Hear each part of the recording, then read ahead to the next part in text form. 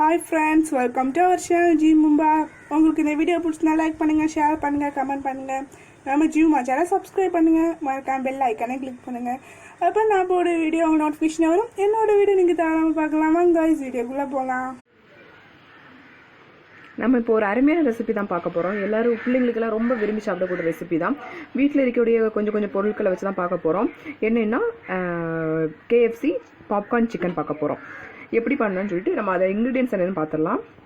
நான் வந்து 1 கப் மைதா மாவு எடுத்து வச்சுருக்கேன், 1/2 கப் கார்ன்ஃப்ளவர் மாவு எடுத்து வச்சுருக்கேன், அதுக்கப்புறம் வந்து சில்லி பவுடர், அப்புறம் வந்து ஜீரக பவுட்ரு, மல்லி பவுடர் எடுத்து வச்சுருக்கேன், 1 எக் எடுத்து வச்சுருக்கேன், சிக்கன் எடுத்து வச்சுருக்கேன்.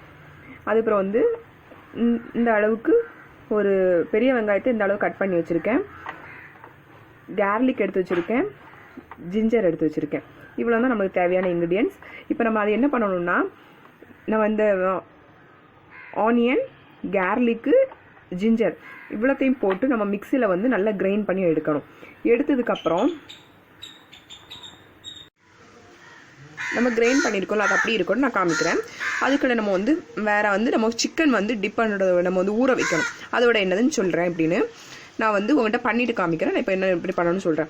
ஒரு பவுல் எடுத்துகிட்டு பவுலில் வந்து ஒரு எக்கு, அப்புறம் வந்து pepper powder, chilli powder, salt இவ்வளோத்தையும் போட்டு நல்லா வந்து நம்ம வந்து அடித்து வச்சுருக்கோம் தெரியுமா, நம்ம கிரைண்ட் பண்ணி வச்சுருக்கோம்ல ஜிஞ்சர், கார்லிக்கு, அப்புறம் ஆனியன் இவ்வளோத்தையும் போட்டு நல்லா மிக்ஸ் பண்ணணும்.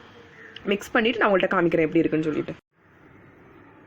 அப்புறம் வந்து நான் சொன்னேன்ல, நம்ம வந்து நான் ரெடி பண்ணிவிட்டு காமிக்கிறேன். எக்கு, அப்புறம் வந்து சில்லி பவுட்ரு, நம்ம ஜிஞ்சர், கார்லிக், அப்புறம் ஆனியன் எல்லாம் அடித்து வச்சதெல்லாம் சால்ட் எல்லாம் போட்டு பெப்பர் பொடி போட்டு நம்ம வந்து நல்லா இதை நல்லா பீட் பண்ணணும். இது வந்து நல்லா கரைஞ்சதுக்கப்புறம் நம்ம சிக்கன் இருக்குல்ல, சிக்கனை வந்து இதில் போட்டுட்டு நம்ம இதில் போட்டு இது வந்து ஒரு 2 or 3 hours வந்து நம்ம ஃப்ரிட்ஜில் வச்சிடணும். அது வந்து நல்லா வந்து ஊறணும். அப்போ தான் அந்த வந்து இதில் உள்ள மசாலாலாம் அதில் இறங்கி ரொம்ப டேஸ்டியாக கிறிஸ்பியாக இருக்கும். இது பாருங்கள், இப்படி தான் வந்து நல்லா வந்து ஊற வைக்கணும். இப்படி ஊற வச்சு ஃப்ரிட்ஜில் வச்சு மூடி வச்சிடலாம். ஒரு 2 hours அப்புறம் நான் இது வந்து எடுத்து காமிக்கிறேன் எப்படி இருக்குன்னு. இப்போ என்ன பண்ணணும்னா, நம்ம வந்து டிப் பண்ணணும்ல, டிப் பண்ணுறதுக்காக என்னென்ன சேர்க்கணும்னு நான் சொல்கிறேன். இப்போ வந்து 1 கப் மைதா மாவு எடுத்து வச்சுருக்கோம், அதில் தட்ட போகிறோம். அதுக்கப்புறம் வந்து சோள மாவு எடுத்து வச்சுருக்கோம், கார்ன்ஃப்ளவர் மாவு 1/2 கப், அதை வந்து இது பண்ண போகிறோம். அதுக்கப்புறம் வந்து மல்லிப்பொடி 1/2 டேபிள்ஸ்பூன், ஜீரகப்பொடி 1/2 டீஸ்பூன், அப்புறம் வந்து சில்லி பவுடர் அது வந்து 1/2 டீஸ்பூன். இவ்வளோத்தையும் நம்ம என்ன பண்ணணும்னா நல்லா மிக்ஸ் பண்ணணும்.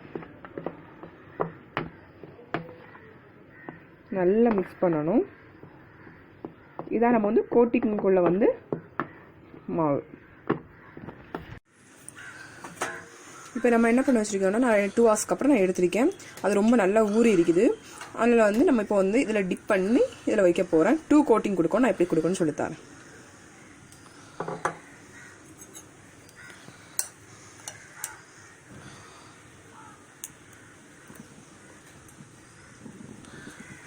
நல்லா வந்து தண்ணியை வந்து கொஞ்சம் வந்து இது பண்ணணும். நம்ம வந்து கோட்டிங் பண்ணும்போது கொஞ்சம் இதாக இருக்கும். நம்ம சைடில் இருந்து இது பண்ணணும்.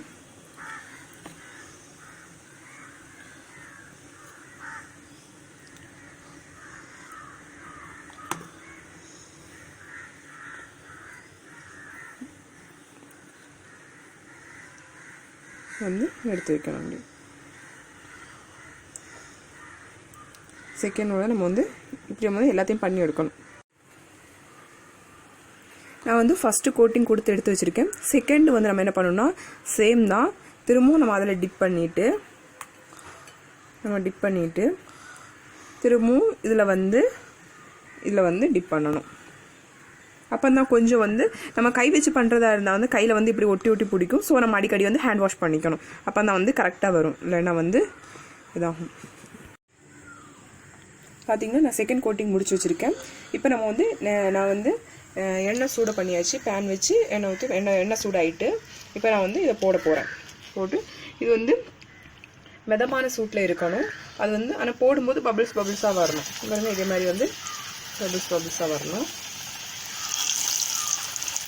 நிறையும் போடக்கூடாது. நிறைய போட்டால் வந்து வேகாது ஒழுங்கா, அந்த கிறிஸ்பினஸ் இருக்காது. அதனால வந்து கொஞ்சம் கொஞ்சமாக போட்டு எடுக்கலாம். ஓகேவா? நம்மளுடைய பாப்கார்ன் சிக்கன் வந்து ரெடி ஆயிடுச்சு. நம்ம இப்போ வந்து சர்வ் பண்ண வேண்டியதான். இதே மாதிரி உங்கள் வீட்லேயும் ட்ரை பண்ணி பார்க்குவீங்கன்னு நான் நினைக்கிறேன். தேங்க்யூ.